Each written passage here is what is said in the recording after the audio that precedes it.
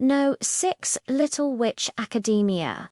Akko might not have a magical background, but that isn't going to stop her from trying to become just like her idol, the wildly successful Witch Shiny Chariot.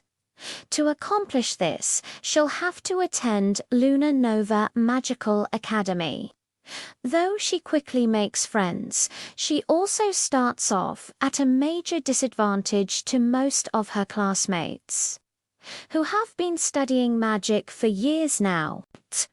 Through sheer determination, she works toward becoming the greatest witch that she possibly can, but along the way, her ideas about what that means might change.